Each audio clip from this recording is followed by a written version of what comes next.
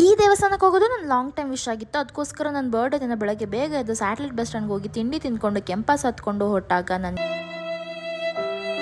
ಈ ದೃಶ್ಯ ನೋಡಿ ಬೇಜಾರು ಅನಿಸ್ತಿತ್ತು. ಹಾಗೆ ಬಸ್ಸಲ್ಲೆಲ್ಲರೂ ದೇವ್ರ ಹೆಸರನ್ನು ಹೇಳ್ತಾ ಹೇಳ್ತಾ ನನಗೂ ಸ್ವಲ್ಪ ಎನರ್ಜಿ ವಾಪಸ್ ಬಂತು. ನಿಮಗೆಲ್ಲ ಗೊತ್ತಾಯಿತು ಅಂತ ನನಗೂ ಗೊತ್ತಾಯಿತು. ಹೌದು, ಏಳುಮಲೆ ಮಹದೇಶ್ವರ ಬೆಟ್ಟಕ್ಕೆ ನಾವು ಹೋಗ್ತಾ ಇರೋದು. ರೋಡ್ ಮಾತ್ರ ಸೈಕ್ ಆಗಿತ್ತು. ಹಾಗೆ ಹೋಗ್ತಾ ಇದ್ದಂಗೆ ಬ್ಯೂಟಿಫುಲ್ ಆಗಿರೋ ಮಾದಪ್ಪನ ಸ್ಟ್ಯಾಚು ಕಾಣಿಸ್ತು. ಒಂದು ಮನಸ್ಸಿಗೆ ಇನ್ನೂ ಸ್ವಲ್ಪ ನೆಮ್ಮದಿ ಜಾಸ್ತಿ ಆಯಿತು. ಹಾಗೆ ನಾವು ಹೋಗ್ತಾ ಇದ್ದಂಗೆ ತೇರಲ್ಲಿ ದೇವ್ರನ್ನ ಕರ್ಕೊಂಡು ಹೋಗ್ತಾ ಇರೋದು ನೋಡಿ ತುಂಬ ಖುಷಿ ಆಯಿತು. ಹಾಗೆ ಆ ಅಂಕಲ್ ಹೇಳ್ಕೊಂಡು ಹೋಗ್ತಾ ಇದ್ದು ನೋಡಿ ತುಂಬ ಬೇಜಾರು ಆಯಿತು. ಒಳಗಡೆ ಹೋಗ್ತಿದ್ದಂಗೆ ಏನೋ ಸಮಾಧಾನ ನೆಮ್ಮದಿ ಅಂತ ಅನ್ನಿಸ್ತಾ ಇತ್ತು. ಒಳ್ಳೆ ವೈಬ್ಸ್ ಕೊಡ್ತಾ ಇತ್ತು. ಹಾಗೆ ಇಲ್ಲಿ ಜಾನಪದ ಕಲೆಗಳಂತೂ ತುಂಬ ಫೇಮಸ್ಸು. ಇಲ್ಲಿ ಆಡ್ತಾ ಇದ್ದವರಂತೂ ತುಂಬ ಚೆನ್ನಾಗಿ ಆಡಿದ್ರು. ಸೊ ನನಗೇನಾದರೂ ಕೊಡಬೇಕು ಅನಿಸ್ತು. ಹಾಗಾಗಿ ನನ್ನ ಪುಟ್ಟ ಕಾಣಿಕೆ ಅವ್ರಿಗೆ ಕೊಟ್ಬಿಟ್ಟು ನಾನಿಂದ ಹೊರಟೆ.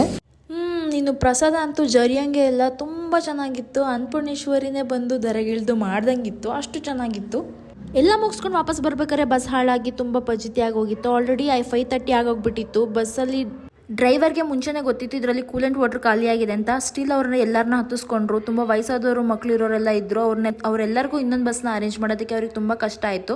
ಸೊ ಇದನ್ನು ನಾನು ಸೋಷಿಯಲ್ ಮೀಡಿಯಾದಲ್ಲಿ ಶೇರ್ ಮಾಡ್ಕೊಂಡಾಗ ತುಂಬ ಜನ ಪಾಸಿಟಿವ್ ನೆಗೆಟಿವ್ ಆಗಿ ಕಮೆಂಟ್ ಮಾಡಿದ್ರು. ಆದರೆ ಒಂದು ಅರ್ಥ ಆಗಲಿಲ್ಲ, ಇದರಲ್ಲಿ ತುಂಬ ಜನ ಫೇಕ್ ಐಡಿ ಹಿಡ್ಕೊಂಡು ಕೆಟ್ಟದಾಗಿ ಕಮೆಂಟ್ ಮಾಡಿದ್ರು. ಸೊ ಯಾವುದಾದ್ರು ಅವೇರ್ನೆಸ್ ವಿಡಿಯೋ ಹಾಕಿದಾಗ ಐಡಿಗೆ ಹೋಗ್ಬಿಟ್ಟು ಕೆಟ್ಟದಾಗಿ ಕಮೆಂಟ್ ಮಾಡೋದಕ್ಕಿಂತ ಮುಂಚೆ ಸೊ ನಿಮ್ಮ ಮನೇಲಿ ಅಕ್ಕ ಮತ್ತು ಅಮ್ಮ ಇರ್ತಾರೆ ಅನ್ನೋದನ್ನು ಯೋಚನೆ ಮಾಡಿ.